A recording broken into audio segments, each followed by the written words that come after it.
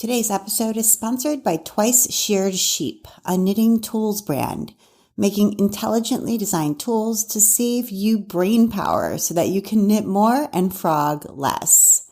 Never question if you mark that row again with Twice Sheared Sheep's signature chain row counters. Accurately keep track of every row without clicking, tallying, or waking up your phone.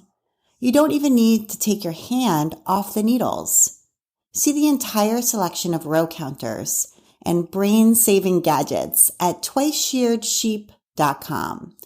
Podcast listeners can take 20% off their first order by using the coupon code CraftIndustryThanks. Thank you so much, Twice Sheared Sheep. And now, here's the show.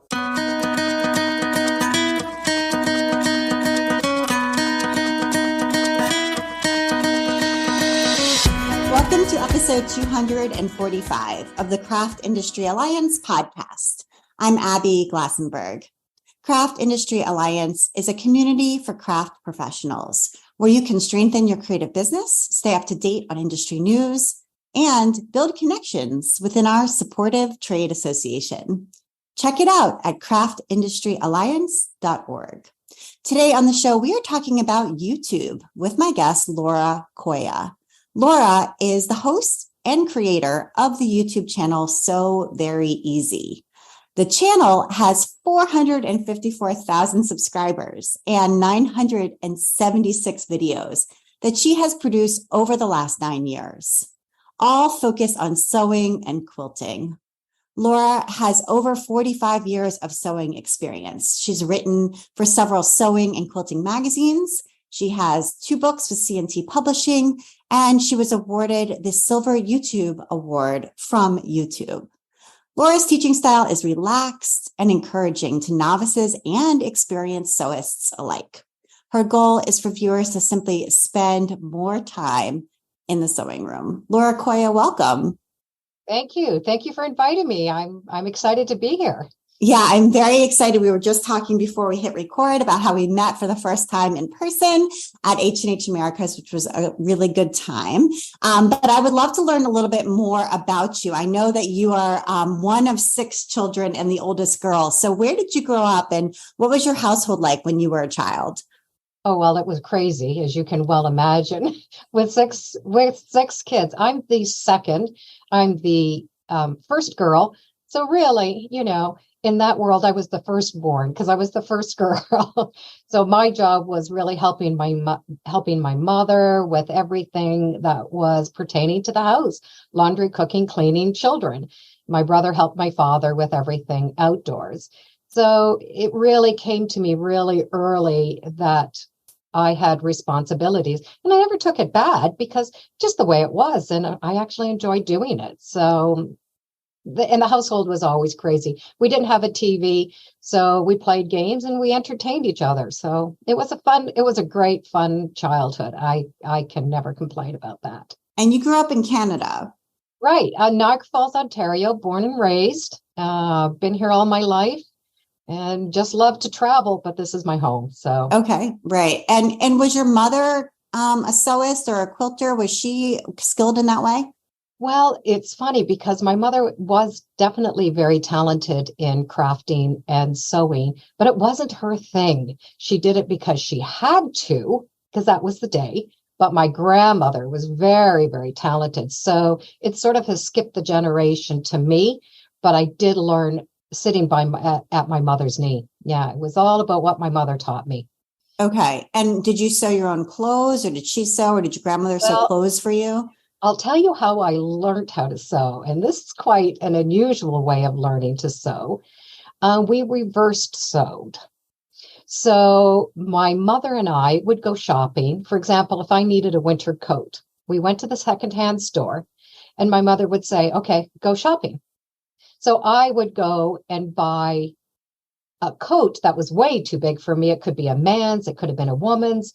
As long as it was too big for me, that's what we would buy. So we would take that coat home, we would wash it, take it apart. We had the interfacing, the lining, the zippers, and sometimes we'd even take the top stitch thread out if it was really nice.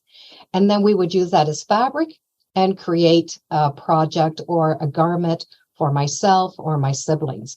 So I learned very early on how to take garments apart, which really gave me a great way of knowing how they were put together. So I never really was taught how to sew. I just kind of figured it out as we went along. Wow, that's like upcycling way before upcycling was a thing. Yeah, well, there were 6 of us, so there wasn't a big budget. And we would go in and do all this kind of shopping. We'd come home with bags full of clothing, and then they'd be very different when we were finished with them. Do you have particular memories of garments that you made that you really loved or that were particularly, memorable for you?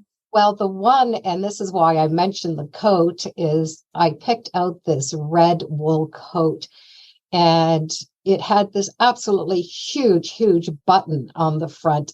And to me, it reminded me of a pomegranate cut in half. And that's what the button was like.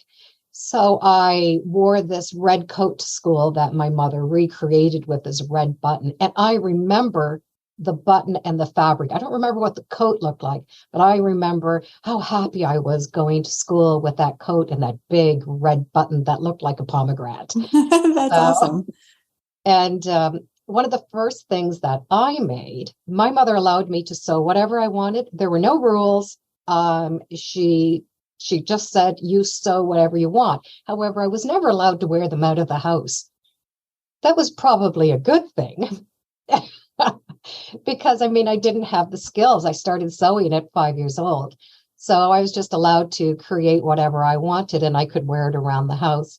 And I remember I took a pair of jeans and I cut them up, and I made a sort of a denim jacket where the legs were my arms and the waist would have gone around my waist, but the zipper would have come up to my chin. So I was wearing the jeans, just slipped them over my head. Now, I thought I was very, very creative. And I thought, oh, I'm starting a new trend. And my mother just refused to let me wear it out of the house. And now I see them all over the place. So I was just, 50 years behind the game. Yeah, 100%. That's awesome. I love it. So when you were, in high school and thinking about your future, what did you think you wanted to do? Okay, totally different. I wanted to actually teach the deaf life skills. I lost my hearing when I was a child in grade 3. It was able to be repaired. And ever since that time, I always wanted to connect and somehow teach. And I wanted to teach the deaf life skills, but it was just never in my cards for that. So I went into sewing and management. And at 16 years old, I was working in a ladies' clothing shop, helping the seamstress with alterations. Oh, okay. Yeah. And that was on the job training for you. It was. Yes, it was. And then from there, I, got married, stayed at home and did teaching and stuff on my own. I worked in a leather factory with multi-needle things. I worked in quilting. I have worked as a seamstress. I have actually worked as a tailor, so I can take your suit apart and fix your suit for the men out there. And then I figured that was, that was not my calling. Let's put it that way.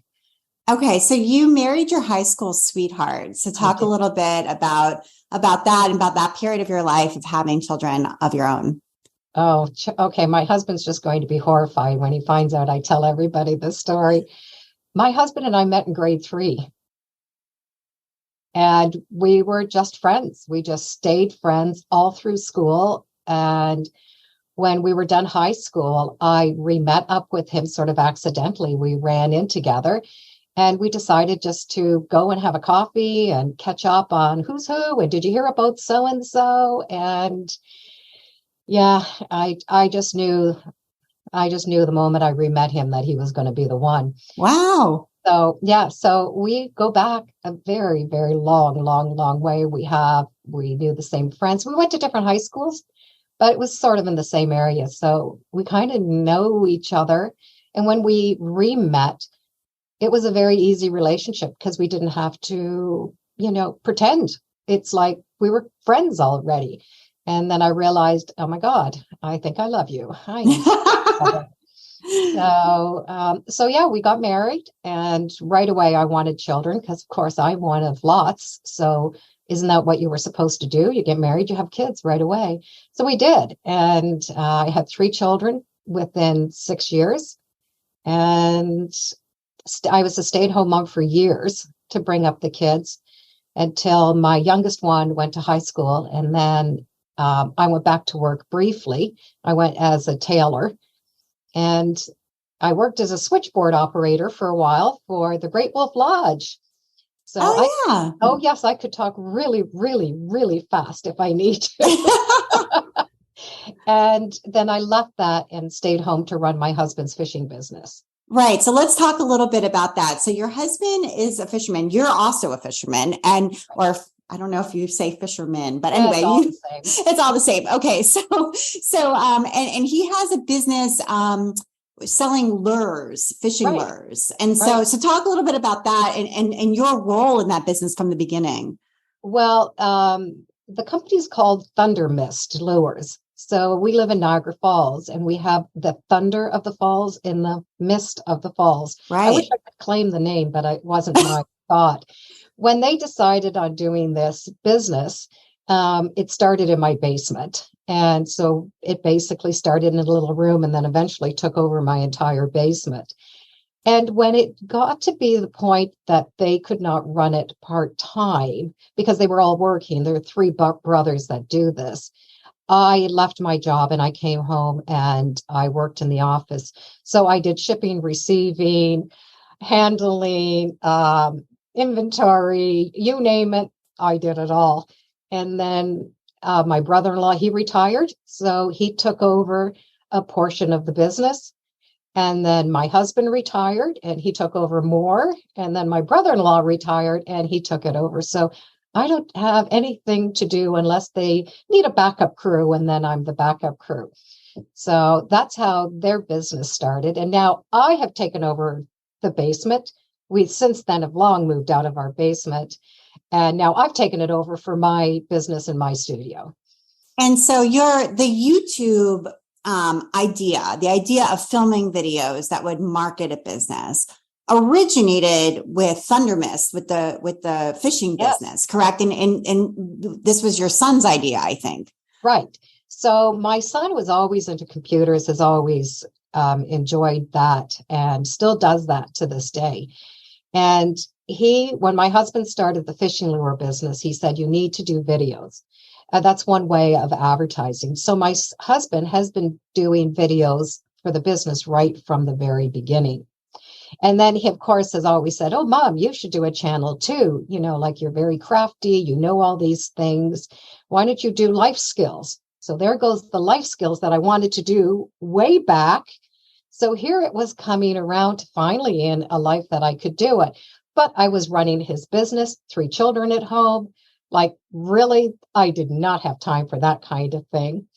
So fast forward about 10 years, all 3 of my children left home the same year. My son moved across the country to go to university. My daughter got married, moved 4 hours away from me. And my son, who was the YouTuber, he moved an hour and a half from me. So I went from 3 to 6 children in my house because they all were dating and, having their significant others that, of course, never lived close. So, they were living in the house odds and ends. So I went from 6 kids to none, no buffers, just my husband and I. And I figured, okay, this is time now. And he was able to start running some of the fishing business himself. So I thought it was time for me. So I said to my son, I'm going to do this. So then I did. And did you have on-air experience, or were you in drama or plays as a child? Or, in other words, doing YouTube, there's a lot of performance that's involved. And I wondered whether you had any prior kind of performance experience. I've always loved the theater, and I didn't study it, but I did dabble every once in a while in a play here and there, but it wasn't really anything. But my mother always said I was a little theatrical. So whose mom doesn't say that? I feel like exactly. Everyone's mom says that about them. Yeah, that's so true. Okay, so so you thought, all right, now is my chance. I'm going to do this. And talk about those early days. Like, there's a huge learning curve as far as figuring out how to film yourself, what projects work. I mean, pacing, editing. There's so much to learn. So, what did it look like in the very beginning? Horrible. Well, I started this and I really didn't think it was going to evolve into what it was. My son just kept saying to me, Ma, you could teach more than one person at a time. You could teach like 100 at a time. Never did I think that I'd be teaching, 500,000, but, 100 at a time. And I thought, oh, this could be fun. And okay, he's going to kill me. But he said to me, Ma, he said, you're not too old, but you're not too young. And he says, and you're not that ugly. He said, so, you should do this. I'm still speaking to him, mind. I love that. But his point was, I had the experience, but I wasn't an old lady where the younger generation would just say, oh, I just don't want to listen to this old lady. Where the older people, they would really still respect me because I was old enough to have the experience. So that was his kind of way of saying, you're right in the perfect mix. You've been sewing since you're 5 years old. You have so much knowledge. Maybe this is something that you could do. So when I started, I just basically flipped on my husband's camera and started filming myself. Oh, they were just horrible. And my 3 children and my husband, God bless their little souls, were trying to help me so much. You're talking too fast. You're talking too slow. You covered too much in that video. Don't cover this much. You said this wrong. You did this, they're of course trying to help me. And of course I'm listening to them because I'm as green as can be. And, when I do something, I do want to do it to the best that I can. And finally my head was exploding. And I finally said, I love you all, but I'm doing it my way now. Thank you. But I really needed that advice at the beginning because it was important for me to know people's opinions and to further it. So once I kind of just said, I'm good now, the training wheels are off, step aside. And then it was almost a freedom for me that I was just going to create. And if someone didn't like it, well, there's an off button. I just wanted to create as if my friends were sitting on the couch because I sew with a lot of my friends and they'll say to me, how do you do that? And I'll go, oh, it's really easy. You just do this. Or if I see a pattern or friends will have a pattern and they'll bring me a pattern and go, duh, I can't understand a word this is saying. How do you do this? So then I was always teaching anyway. So I just took how I would be talking to my girlfriends and brought it to the videos. And once I did that, it just seemed to flow so much easier. So I still take advice from my loved ones, but with a grain of salt. Yeah. And you have a couch in your studio where you're filming. And you were saying earlier before we started recording that, like, you kind of pretend that there's people, somebody sitting on that couch and you're just talking directly to them. Right. So it reminds me that even though if I'm doing a half square triangle, I might do a half square triangle like 300 times, but I make sure at every video I talk about it right as if you have never known about it, because that way you're able to start and finish that project. And that's that person on the couch that's listening to me going, well, I don't know what a half square triangle is. So in my mind, I envision this person there that doesn't know how to do that project. So I want to make sure that I'm very, correct and that I really cover all of those even little things. So I'm very wordy in my videos, but I do want you to be able to finish a project. I want you to be able to come with the knowledge of, oh, hey, wow, I never knew that. Well, that cleared up this. And oh, that looks like it's a fun project. I want to simplify it. It's always easier when you have your girlfriend beside you going, hey, you just do it this way. So that's kind of my thought process. I'd like to take a minute to talk with our sponsor, Twice Sheared Sheep. Hi, I'm Dawn Prickett. I'm the owner and creative director at twiceshearedsheep.com. We are a knitting tools company, and I always like to say that we have intelligently designed tools so that you can knit more and frog less. It is absolutely my goal to design tools and gadgets and things for your knitting bag that help you save brain power so that you can get more joy out of your knitting, that you get more knitting time out of your knitting time. So tell me if this sounds kind of familiar, that you're working on a new project and you've been knitting along, you're chatting with your friends or you're watching TV, whatever it is, you get a little bit distracted and you look down and you realize, I don't know whether I actually marked that row or not. Or maybe you were working on a project and something jumped to the head of your project line. Either you had a deadline and you need to make sure that you got a gift out to somebody really quick, or you found a new pattern that just sang to you and you needed to cast on right now. So your current project got put in its bag and set aside for a little while. But when you come back to it, you're not exactly sure where you were in the pattern. This is where our chain row counters are the best thing ever. Because they live on your needles like a stitch marker, you can't lose them. You can't forget to mark them because you have to pass it from needle to needle as you go. You don't have to take your hands off your needles in order to tally or wake up your phone or anything like that. It just becomes a part of your normal knitting rhythm. So you can get in the zone and actually really enjoy your knitting time.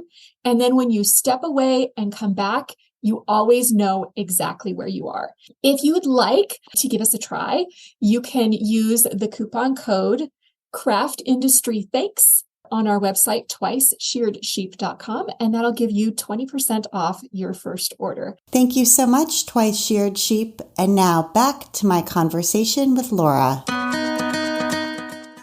And do you have a format that you've kind of settled on that works, either a way of introducing things or length of the video or a certain type of project? Just that kind of like helps to guide you as you're creating that you've settled on over years of experience of creating all of these videos that really seems to work best. My introduction and my exits are about the same. They don't change too much. Matter of fact, even when I'm rehearsing in my head, I have to do that full introduction or I can't rehearse in my head because it doesn't make sense. After almost 1,000 videos, I can't just jump in. I have to do my introduction. And then, even in the rehearsal of my head, what I'm going to say, how I'm going to introduce it. But for the body of the project, I really don't try to follow a format. I really am just sewing that project how I would be sewing that project. And I don't worry about the length. I have a YouTube representative and he's like, you need to cut those videos down to 7 minutes. And I'm like, no. I said, I won't. I said, that's not what my videos are about. Well, you can make more money. I said, it's not about money for me. It's not about the views. I want whoever is watching that video to be able to start it and finish that project. I want them to be able to pause it whenever they need and go back to it. How many times have we taken courses and classes and we're not able to come home and finish that project? Well, with my videos, you can.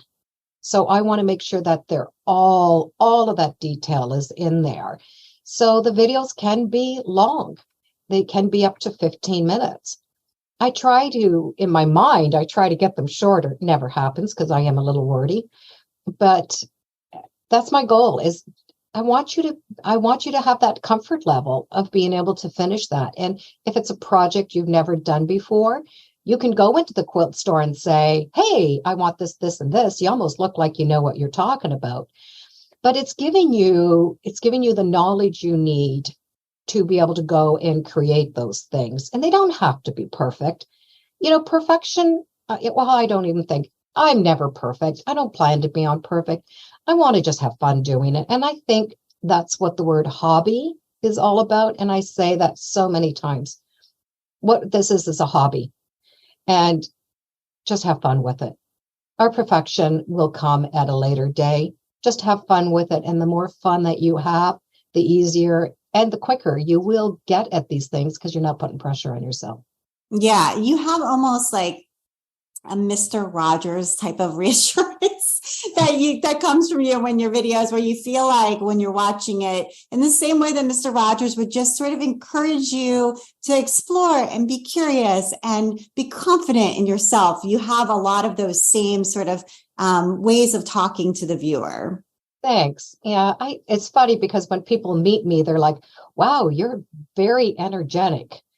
And yet my videos are so calm. I see in the comments, right? Often people are like, you're so calm. And it's just this calming, encouraging voice and permission to make mistakes, permission to enjoy yourself. Yeah. And as you said, just pursue a hobby that makes you feel good. Exactly. It's all about how we feel. A hobby is, it's something I look at it and I think if you're painting a picture, if you're an artist and you're using paint as a medium and you just literally throw paint on the canvas, no one's going to turn around and say, seriously, you didn't color in the lines? People would go, oh, bravo, that's wonderful. It's so creative. But for quilting, we have these imaginary quilt police that, kind of put these rules on us. And I go, yeah, no, throw the paint, enjoy the process, and learn what your creativity is.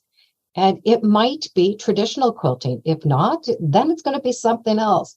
And by just throwing that paint on the canvas, you can become the next creator, the next great thing. And I think that's more important than, staying in the lines. I never stayed in the lines as the child. So I guess that's why my mentality is that way. Just do it. Right. Absolutely. But you have all the skills to be able to underlying skills to be able to teach it at the same time. So I wondered if you could talk a little bit about your relationship with YouTube, the company. So you mentioned earlier that you have a YouTube representative, and we said in the introduction that YouTube has given you an award in the past. So what is your relationship like with YouTube? What kind of support have they given you and feedback and things like that over the time that you've been on the platform? Well, when you hit a certain number, then they assign a representative to you so that you can have that representative to talk to. So if you need help navigating the YouTube system, or if there's new platforms that come out all the time, then they're able to guide you and help you do that. They also have many events that you can go to so that you can meet with other YouTubers and learn from each other. Just like we have a convention, H&H, there are those YouTube events. There's not very many of them, just because they're very far spread around. So that kind of connection that I have with them, I can reach out to them. We don't often, it's been quite a few years since I've actually talked to them, but they're there. So I can reach out to them.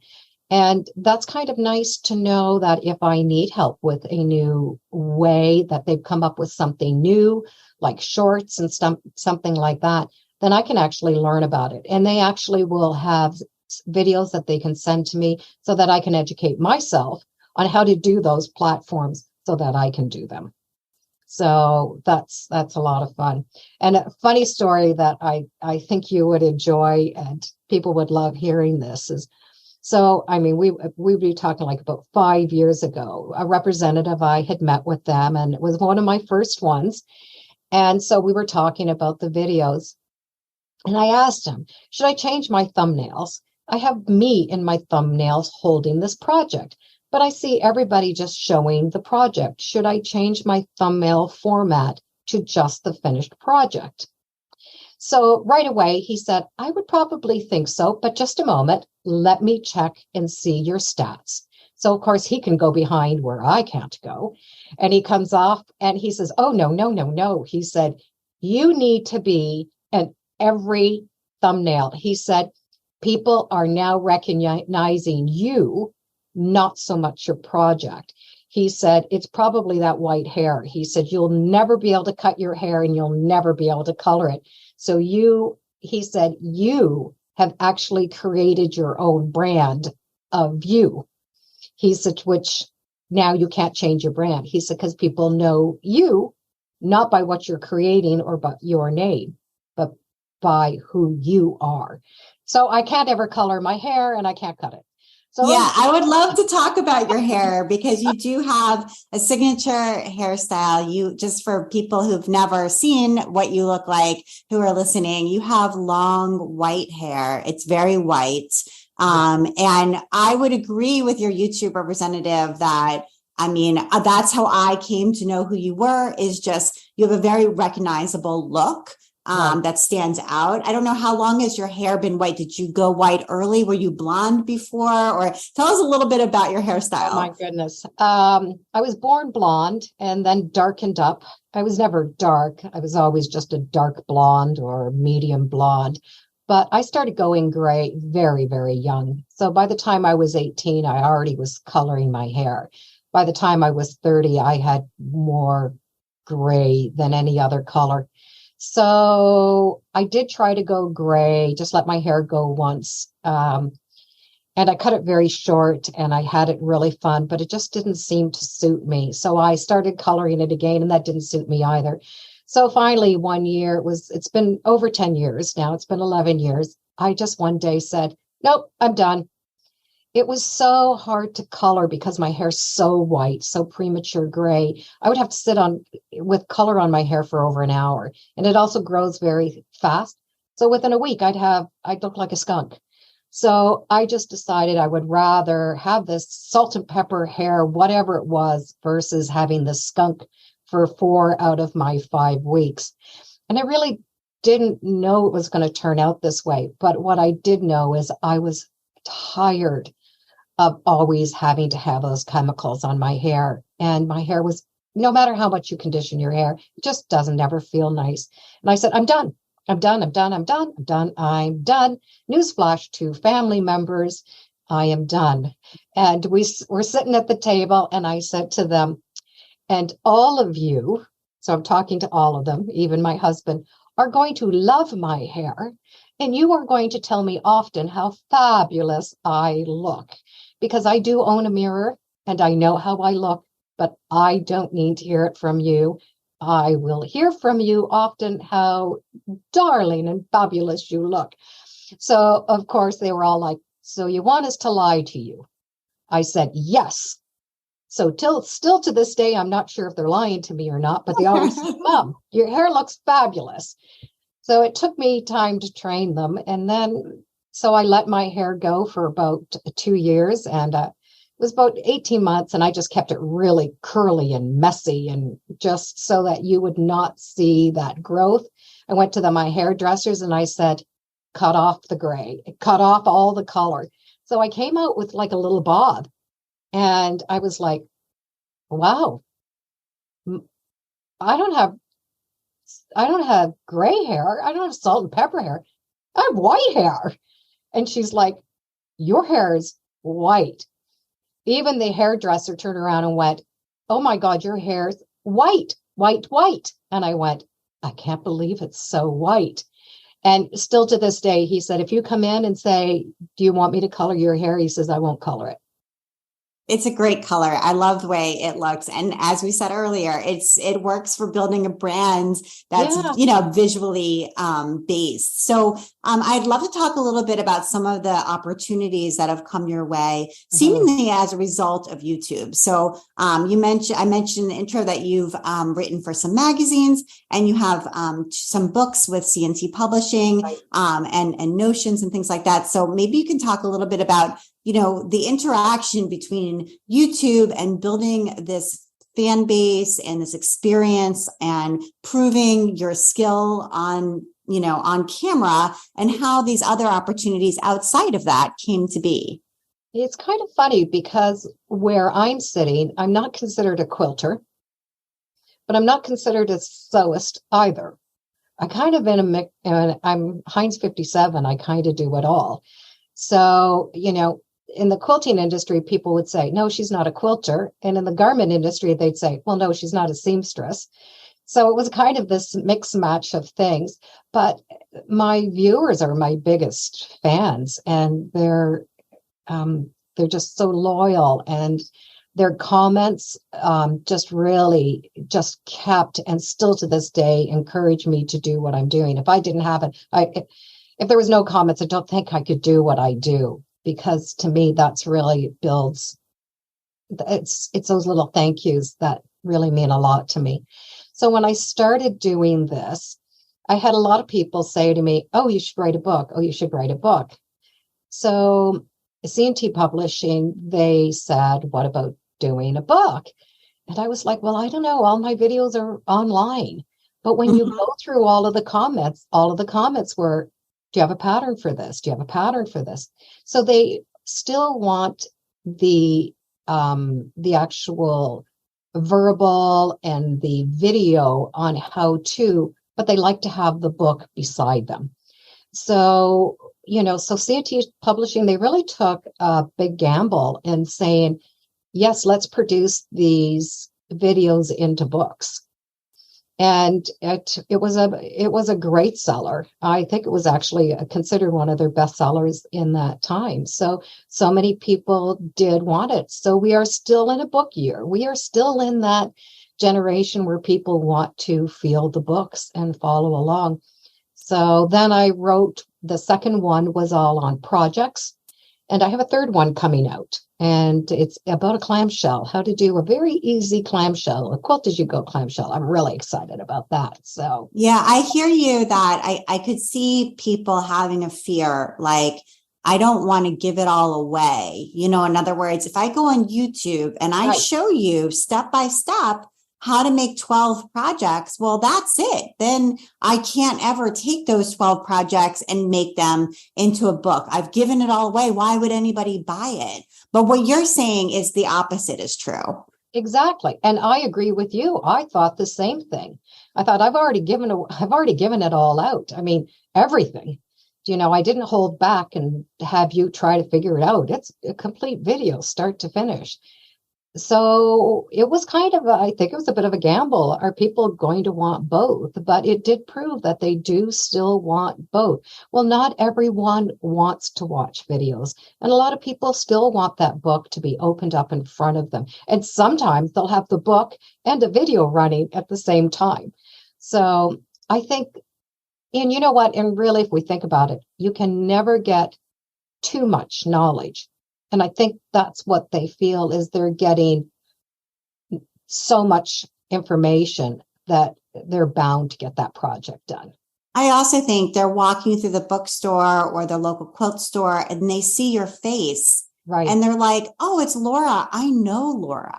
Yeah. And so there's a piece of it as well that it's like, it's not just a sort of book that doesn't have a personality attached to it. It's the opposite. It's a book that is created by somebody that a viewer at home has come to know over years, because you produce, I think, 2 videos a week and have, nearly 1,000 videos. So for people who've watched 1, 2, 20, 100, 200 of these videos, when they see that, and C&T was smart to put your face on the cover, they see you there and they're like, there she is.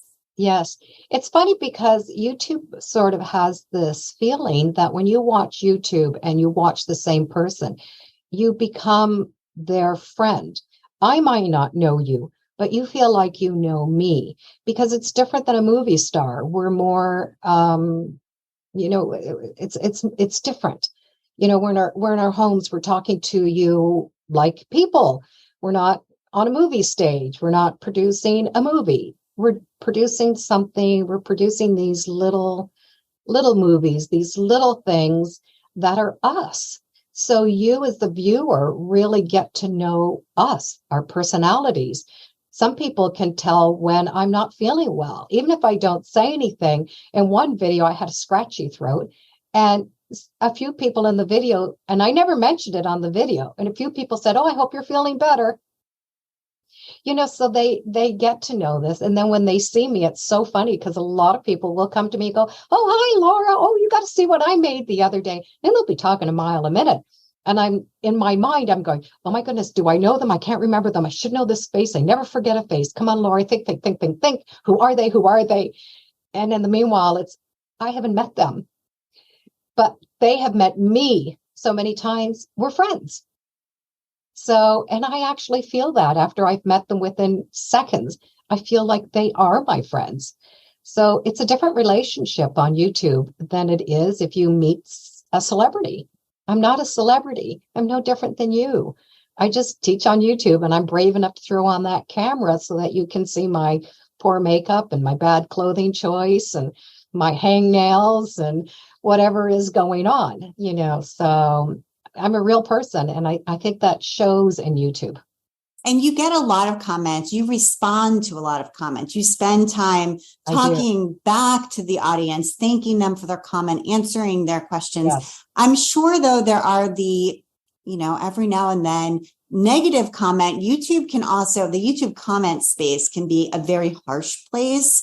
Yes. I don't know if it is for you, but if you've experienced this, but you have to have over this number of videos where people, for whatever reason, feel free to just say really mean, awful things time to time in the comments. Yeah, I'm really lucky. I don't get a lot of them. When I do, my friends, the people that watch, usually will kind of, sort of like bees, they kind of attack them, and they come to my defense, which is something I never expected. And, they'll give comments and they'll just say, well, I don't see you putting out a free video and these types of things. So my followers are, they're wonderful.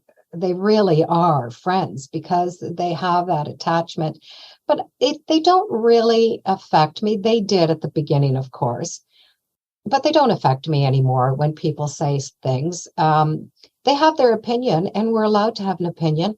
And I just sort of, sometimes the opinion I will think of and say, oh, I didn't see that. Maybe I came across that way, or maybe I was thinking it was coming in one way, but someone obviously saw it in another way. So sometimes even those negative comments can be good comments to me. The hardest ones are when someone is correcting me on my language. Those are ones that I really have to bypass because, like I said, I did lose my hearing in grade 3. So there are some things that I don't have the same hearing ability as someone else. I don't hear syllables. So a lot of words I can't pronounce because I can't hear them the way you would hear them. So when I say certain words, they might not be correct. They could be close to, and sometimes they will correct them for me. And I don't really mind, because then I'm saying to my husband, okay, am I saying that wrong? Listen to me. Am I saying this wrong? And he will laugh and he'll say, yeah, but that's just the way you say it. For example, the word, okay, and I will have you say it. The thing that you put juice in and you pour it out is a pitcher. The thing that a photo sits in, that square thing, is a picture frame. Yeah. Picture and picture. I can't hear the difference. Got it. So it's this little thing. Yes. So I remember the one video, I guess I was saying picture all the time, the wrong picture. And, only one person said something. And afterwards, so I went to my husband and said, am I saying this wrong? And he goes, right. Oh, yeah, you've been saying it wrong all your life. And I'm like, well, why didn't you correct me? He said, well, I can't say it anyway. So, why? Right. So those are the ones that I kind of go, oh, am I saying that wrong? Am I saying that wrong? But, they don't know that I had that disability. Correct. It doesn't bother me. Right. I just look at those negative comments and I turn them into a positive thing. Yeah, that's smart. And do you watch YouTube? Are you somebody do you have lots of videos, or creators that you subscribe to? Do you watch other quilting or sewing YouTubers, or do you just stay away? Okay. And that's the thing that most people are very surprised with is I do not watch any other YouTube videos. I do not follow any creators. I do not read anybody's blogs or whatever they're doing. And I mean, don't get me wrong. There are a lot of beautiful, talented people out there that I love, and I absolutely enjoy seeing their work. But I don't want to follow them. I don't want to watch their videos because I don't want to be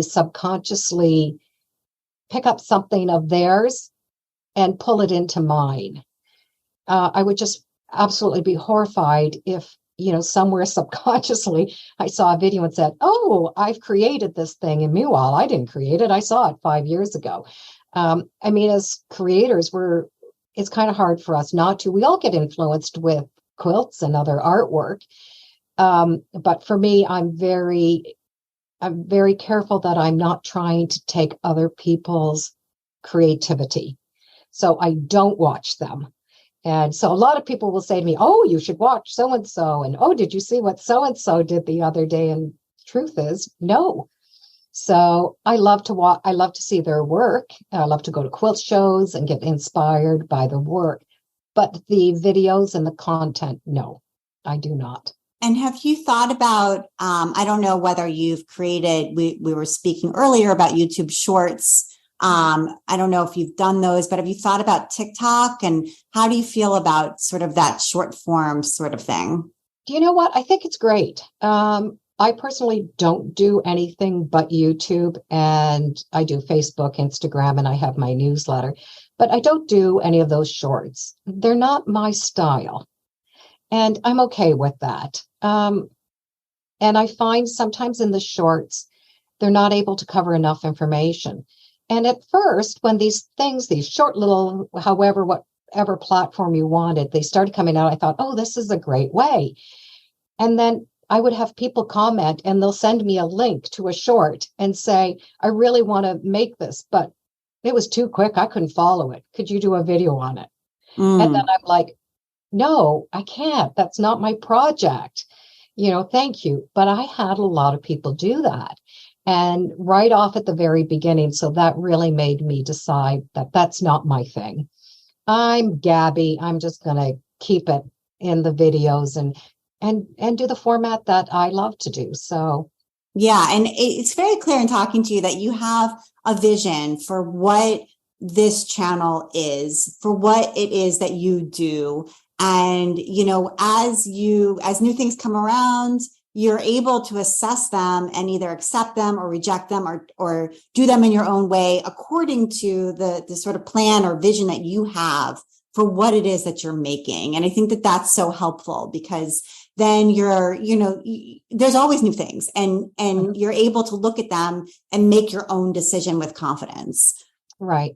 I like to keep the videos as detailed as I can, because I remember when I was a young mom with 3 kids, I couldn't afford to go to a quilt shop and take a class, with my videos, you can be a stay-at-home mom that's really busy. You can watch it at midnight if you want. You can get that class that you need, that experience, that interaction that we love as creative people. We need that interaction together to create together.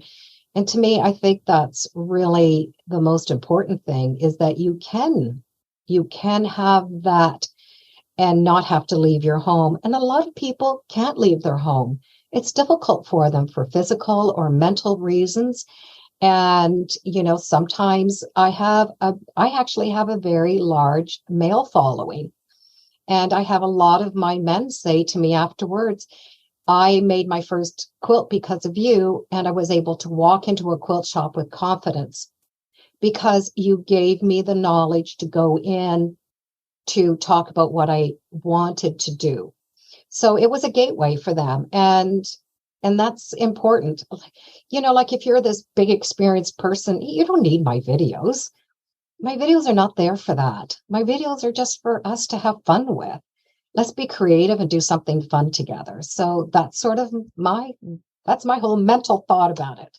Yeah, absolutely. And I think that's really, that clarity is so important and inspiring too, because when you get there and have that clarity, you can hang on to it, and then it helps to guide you and helps you make decisions, which is really important in a business. So, and just speaking of the business piece, before we get to your recommendations, I would love to hear a little bit about income streams, because You've written articles, you have the books, book number 3, congratulations, is going to be coming out. So you're getting royalties from books, I'm assuming. But it's, and your videos have ads. There's, an ad in most of them beforehand and things like that. So is this a job? Like, is this a business? Is it sustaining itself financially? What are the other, am I missing any income streams that I haven't mentioned here?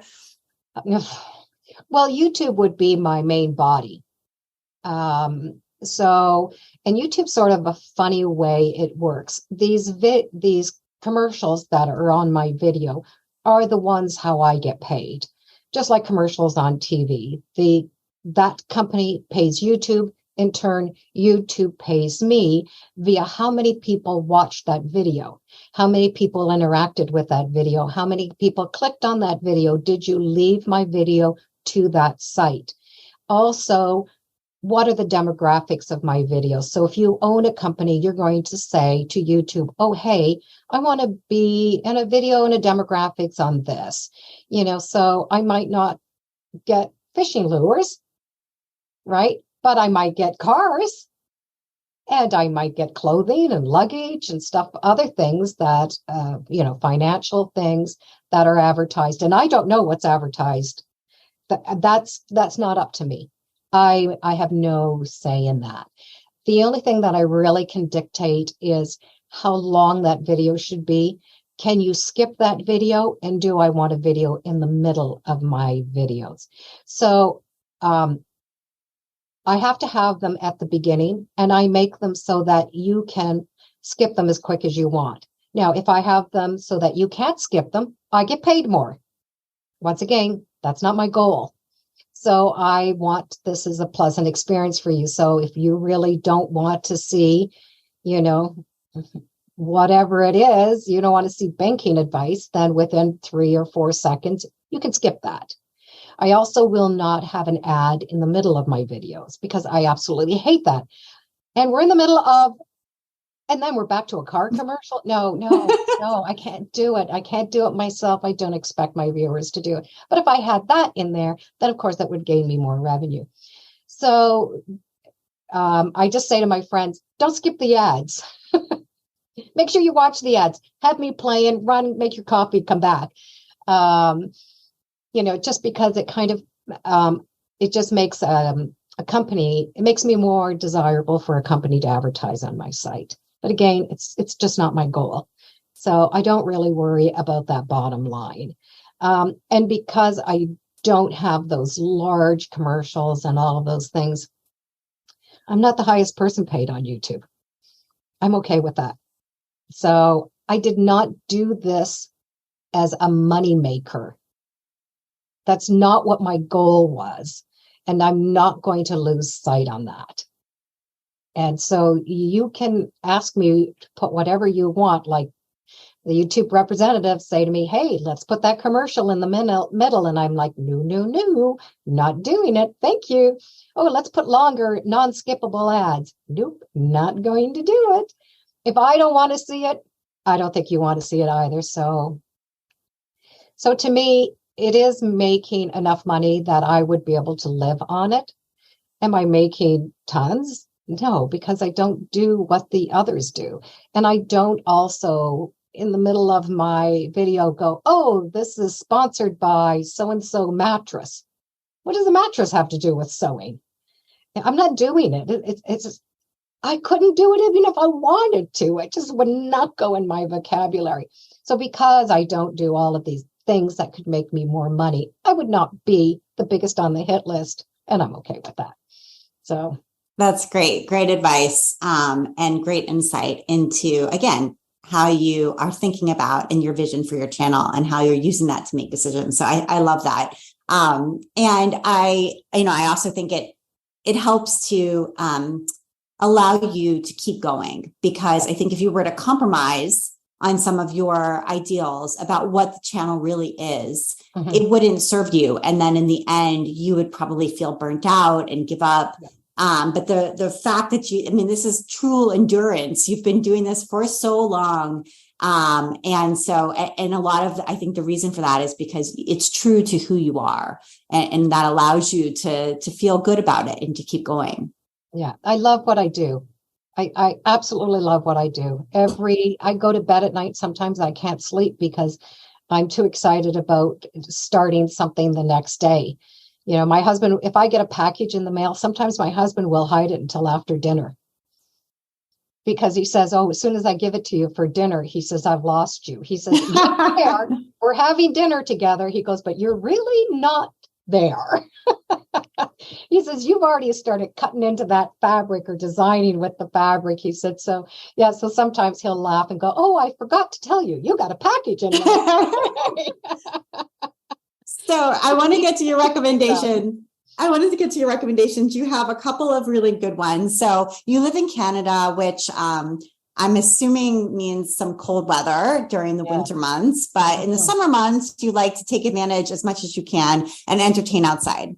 Oh, absolutely. Oh, that's what it's all about. I have a nice table outside. My husband and I will eat breakfast, lunch, and dinner if we can outside, but it's very close to my kitchen, so I'm not having to walk a mile to get to it. Our winters are long and spring and summers are not always the best. So every nice day we do trade to take advantage of that. And I love entertaining outside. So my videos are a little bit shorter in the summer because I do want to enjoy that weather. And I think most people want to be outside and they don't want big projects anyway. So I try to keep smaller projects in the summer. Then we'll get those big, hard ones in the winter when we are okay being indoors and we don't want to go out and see that weather. So yes, I love entertaining and being outside. And you also love to do cross stitch. I do. It's a great project to take with. I have, and it's funny, I keep them in little eyeglass cases. I like to do little projects that are only like 4 inches big, and I can roll them up and actually carry them right in an eyeglass case and pull them out and just stitch on them. They're very easy, simple projects. And I give a lot of them away, and they're just little frames and they're fun. And it just is something that I can pick up anywhere, doctor's office, and just travel with them. I did a whole series. I traveled across Europe and I did them on the bus and the airplane. So if you follow any of my social media, you'll see me in the airport with a cross stitch. You'll see me, on a patio in Italy with my cross stitch. And, my husband says, can you not leave home without it? And I'm like, well, I could, but why would I? So yeah, I love cross stitch. And same thing with English paper piecing. And I love English paper piecing for exactly those same reasons, which is that you can just put it in your bag and take it out wherever you are. Yeah. I find the only problem that I do with English paper piecing is I start off with all of these little pieces, but then as you get them built together, it becomes huge. It becomes bigger. And they, then I'm having to bring 2 purses with me. Yeah. Just carrying my EPP, and the other one that's, is my purse, and my one purse is big enough. So yeah, I just find that the EPP I'll do at home. The cross stitch I love to travel with. Yeah, I hear that. That's true. As when your EPP project gets too big, it does become a bit unwieldy. So I can understand that. Absolutely. Well, Laura, this has been great. Thank you so much for taking the time to be on the Craft Industry Alliance podcast. It was so fun talking to you. Oh, it was wonderful talking to you. We finally got to talk since we didn't get to see each other. I know. We saw each other only briefly at the show. So this was so nice to sit down. And you've been listening to the Craft Industry Alliance podcast. I'm Abby Glassenberg. Today's episode was sponsored by Twice Sheared Sheep, a knitting tools brand, making intelligently designed tools to save you brain power so that you can knit more and frog less. Never question if you marked that row again with Twice Sheared Sheep's signature chain row counters. Accurately keep track of every row without clicking, tallying, or waking up your phone.